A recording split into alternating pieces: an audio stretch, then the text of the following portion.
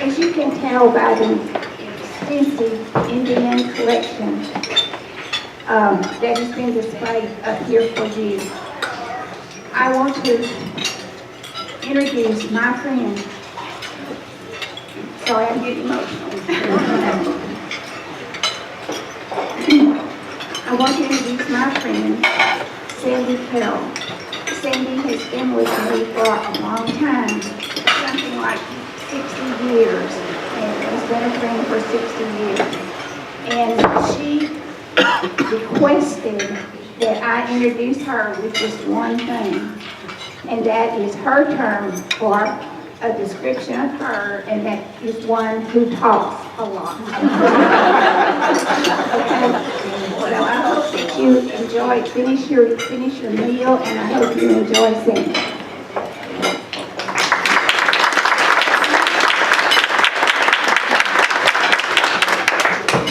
Thank you. I'm just going to behave for a moment. For y'all that know me.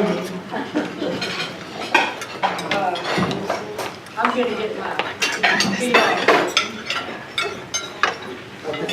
I'm going to get my PR person, Claire, then I'm going to come out behind this a little bit to show the fall picture.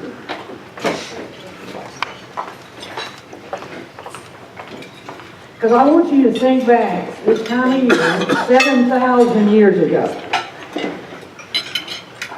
when it looked like this. The people, the Kinsloe House, the churches, supermarkets, and everything are on sacred ground. If these buildings were removed, you could go down 3, maybe 10 feet, and you would find the remnants of Indian campsites. Right where we are. They loved the area here. They had springs and creeks crisscrossing this area, so they had water, and they could go down there and get down on their hands and knees and take a drink. Next picture, sir. The water would have looked like this. Need I say more about that? They slept under, last night, I went outside, and they slept under the same stars that we do. They said the same blessings to the Great Spirit as we say to our Heavenly Father. The difference was that it was Mother Earth and Father Sky, and when you passed away, you went toward the horizon, and that's when you entered the other world. Everything was the Great Spirit. If it was a cardinal, if it was a rock, if it was a leaf, it didn't matter. They worshipped it for what it was, what it looked like. I was amazed when I started researching the Indians. When I was a child, and I'm 71, we saw the little westerns. And the Indians were always like tonto, right? And the women always, they had chopped off hair. And they were, not very nice looking. I'm going to walk back and forth so I can see all of them. I got to studying this. And that made me start realizing that when I hunt arrowheads and I touch one, it's 7,000 years since somebody put their hand on there besides me. That's a long time, and that means I am nothing but a whisper in time. So if you go back to the Paleo era, which were the first known Indians here, we're going to go back 13,000 years. And that was the time of this fella here. As all of you know, it's the woolly mammoth. So they found the arrowheads of the Paleo man in the pits where they ran these beasts off a cliff and took the meat, and saber-toothed tigers. That's a long time ago. It's almost eerie. But when you're down on your knees under a big oak tree and you're 2 or 3 feet in the ground and your little shovel taps something and you pull out one of these, I can't tell you how my heart feels. I think I can drag up for the day and go home. My hunt is over. Even if my good hunting partner over there, Gina Chandler, hasn't found anything all day. Sometimes I don't find it. Sometimes I will hunt for 8 or 9 hours and never find a fragment of an Indian. And if you hunt, or if you ever want to go hunting with me, I'm open. I'll take anybody to the lake, to the creek. All you have to do is supply your own Dr. Pepper and peanut butter. Because you're going to do a lot of digging with me. Then you're going to get out in the water. And we're going to fill up under the banks. So sometimes I've been referred to as one who dances with snakes. Absolutely scary, isn't it? I went to the hill country not long ago, and my sister over there, Teresa, said, "Oh, no, no, no, no. I don't want my baby sister to go to the hill country and hunt arrowheads because there's those big rattlesnakes everywhere." I said, "Don't worry about me, I'll be in the cabin." No. I didn't say that. I said, "No, I'm going to find one."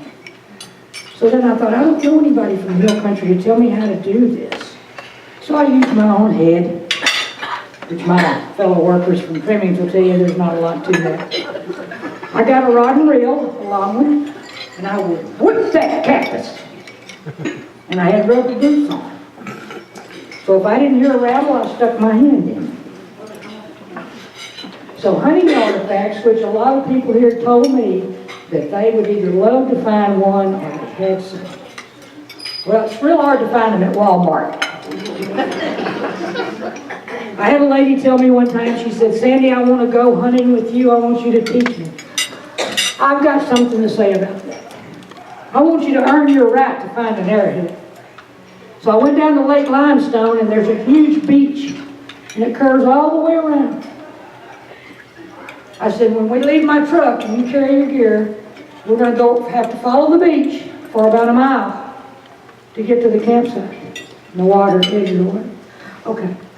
So after about a mile, she's dragging on. We get there, she said, "I'm so glad we're here." She gets to hunting, and we're getting excited. She's finding flint, she's finding arrowhead. So at the end of the day, she said, "I'm so exhausted, I don't know if I can make it back to the truck." I said, "No, you know those woods right over there? We just go through there and the truck's on the other side."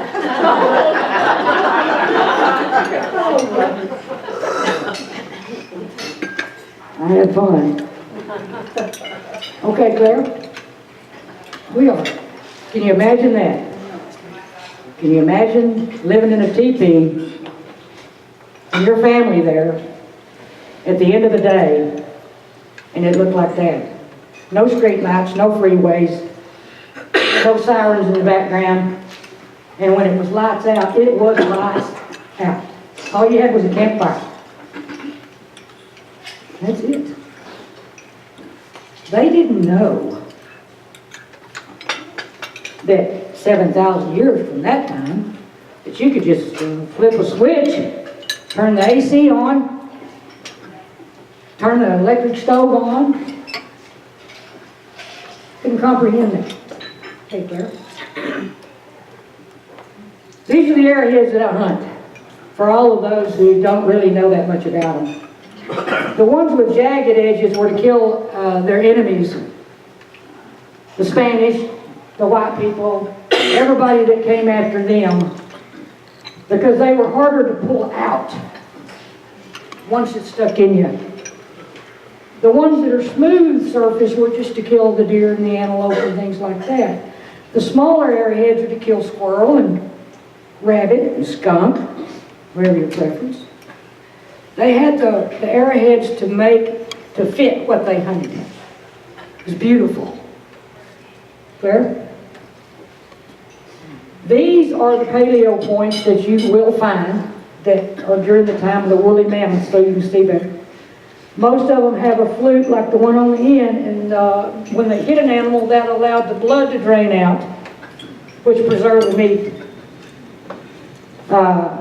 Which, as a matter of fact, I will say to Mary Ann, that she ordered this meal from Minnesota, I believe. Is that right, Marianne? So when the FedEx truck guy came and pulled up and said, I'm looking for a lady who ordered 50 pounds of buffalo.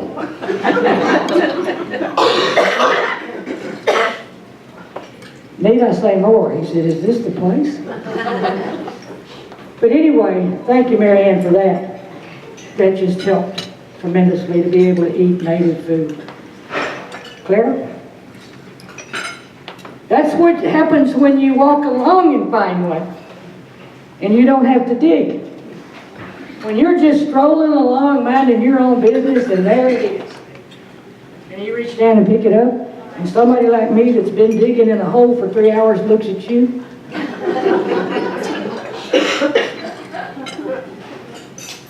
I've even hit my own brother at times.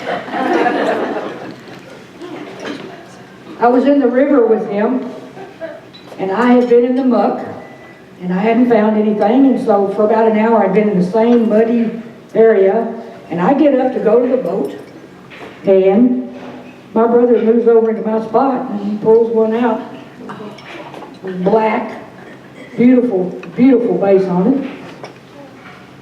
I said, I want to go home. And I'll take the boat with me. Claire? Okay, here she is. This is why we came today. The woman. Sorry, guys. It's all about her. Just look at her. Look at her face. She had worries. She had to do everything. Really everything, if you'll research. She had to raise her children. She had to be the mediator among her in-laws, her children. She had to clothe everybody, feed everybody. She had to pack up the teepee, her and the other women, and put it on the poles, the lodge poles, and move. When the husband said move, he said, see you there. She had to roll it all up and take it. She didn't have a spa. She didn't have a place to go and relieve her stresses. And you can tell that by looking at her. Like almost what she's thinking now today. Maybe she was thinking it just doesn't get any better than this. And maybe she was like some of us and said, oh, I am hurting. I had pulled weeds, all that. I was impressed with her when I first saw that picture. She paints it like it was. We've always seen Indian women pictures and you know, and they're beautiful. They have long flowing hair and they're riding a painted pony. This is the real thing. Her heart bled when she lost a child, when there was a drought, when there was no water, when there was nothing to hunt anymore. She cried. She didn't have Dr. Phil and Dr. Oz to go to. She had to, but she was the first people here before we were ever here. And she loved her heritage. Fair? This is so good because the Indians loved and worshipped people with gray hair. And wrinkles. I packed mine a little before I got here. Gray hair and wrinkles were a sign of wisdom. These were the storytellers to carry their heritage on. They had no books. So when you got gray-headed and wrinkle-faced and were unable to move the teepees, this is what you did. You got your grandchildren together and other people's grandchildren, and you told them about where you came from and all the stories. And you sat by the fire, and then those children would remember and they would tell their children. Maybe they made marks on rocks sometimes, you know, where they were going or moving, but the grandmothers grandfathers were the books of knowledge. There. Here we go. That looks happier. There's two young girls, and they're just out in the stream of clear water having a wonderful day. They had their problems too. They had to be taught from the get-go because they didn't know where they were going to be next. Maybe in the fall, maybe in the spring. They didn't know if they were going to have to move because there was trouble coming. White men were coming. They might not going to be in that place there where they were born. Because when we came in, inch by inch, so to speak, we said, we need your land. But we have got something that we will trade you for it to make you feel better. And the other day I was looking.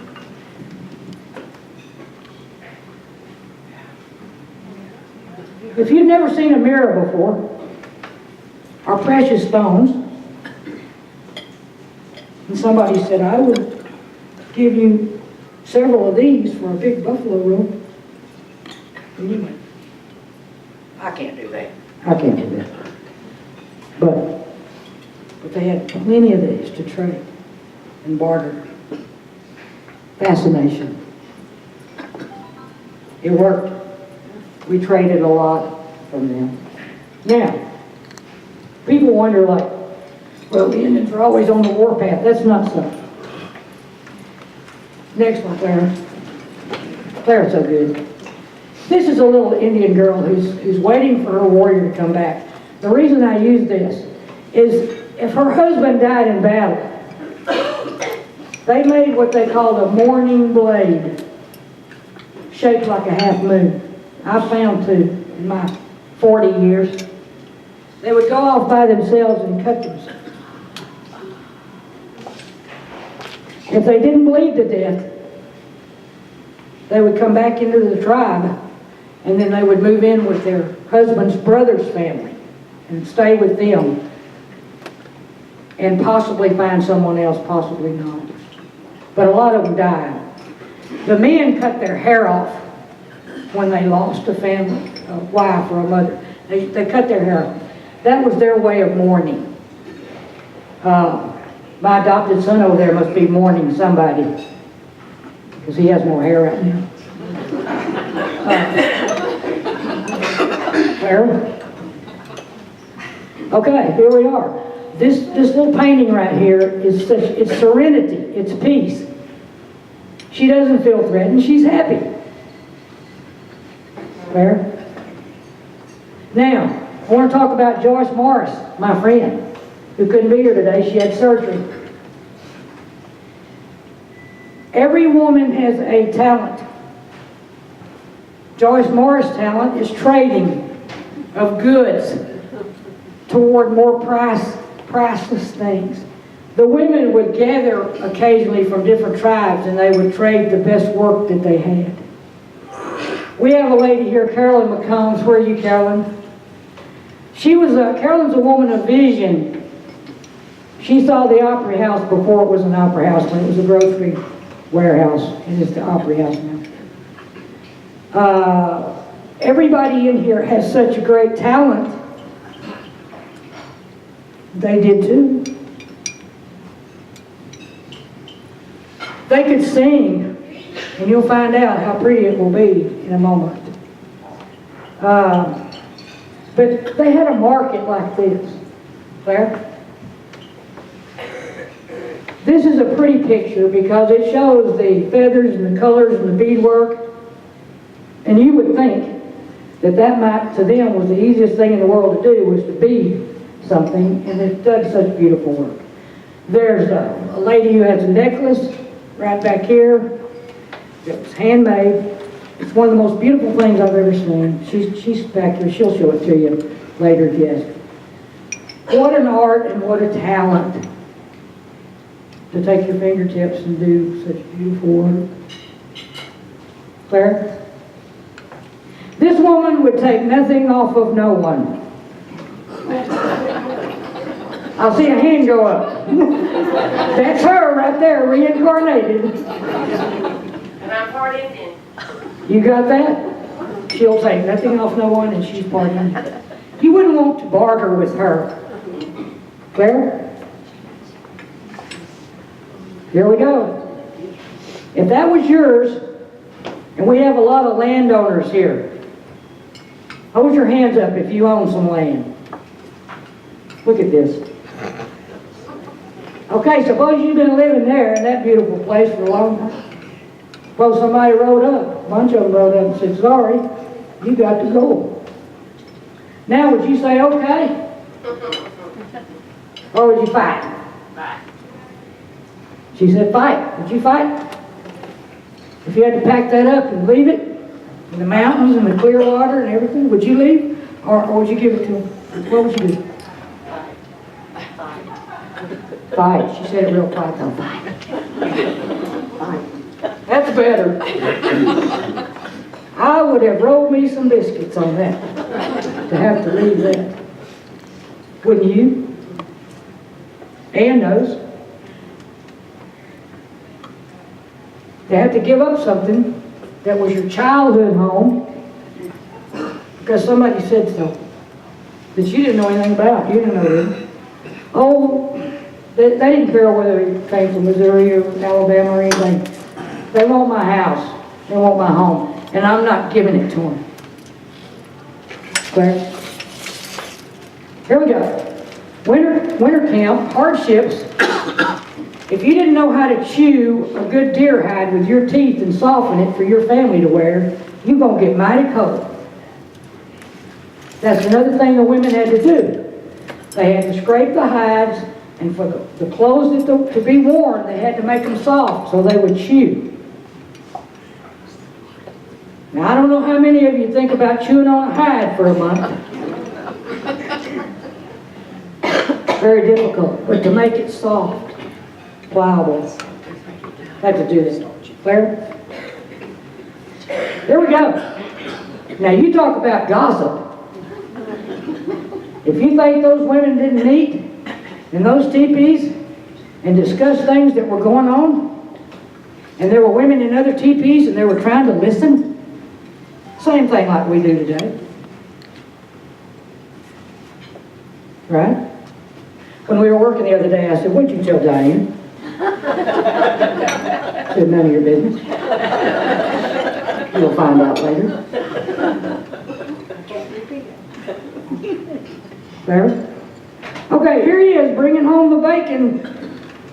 We're going to give guys a little credit today, okay? I'm going to give them a little bit. After a long, hard week of hunting, they came home with the meat. Then they threw it down and said, clean it, scrape it, make clothes out of it, and be quick about it. That was Father coming home, whether he'd been at battle or whether he had been on a hunting trip. They had to be brave. Clear? Oh, here we go. Y'all know who that is. That's Sacagawea. I was stunned when I read about Sacagawea. She took Lewis and Clark and their whole expedition all the way to the Pacific Ocean with a baby on her back and no GPS.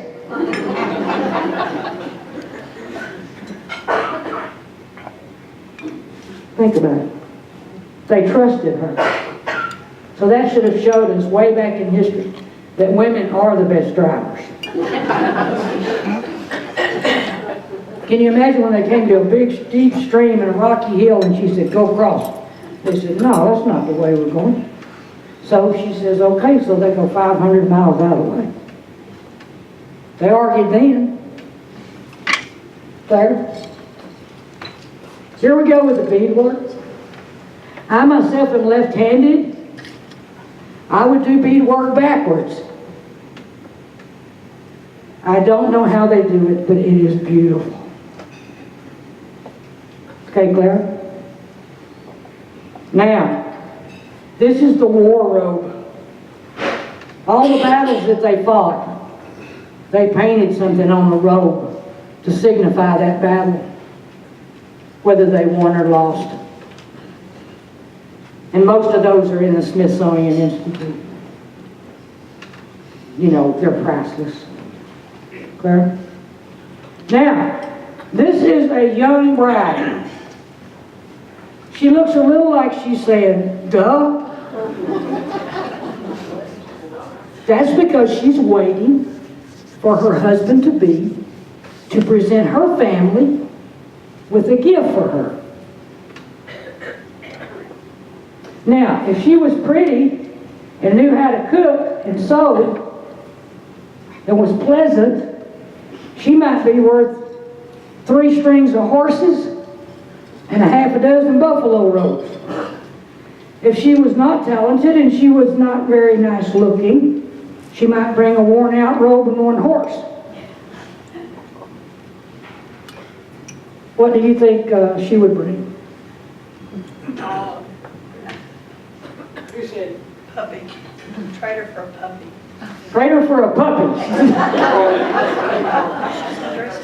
Well, how about that? I like that.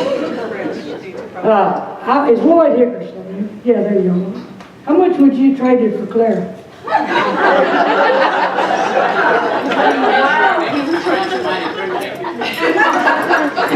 He's not going to tell us. He's not.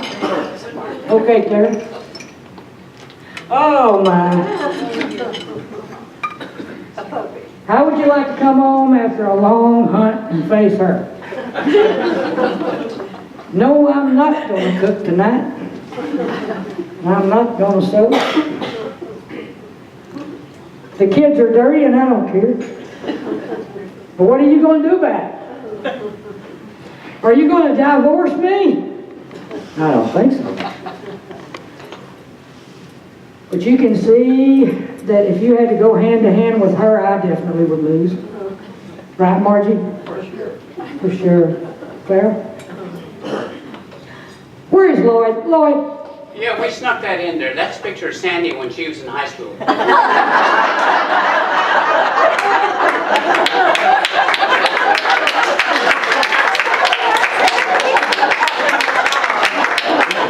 Clara!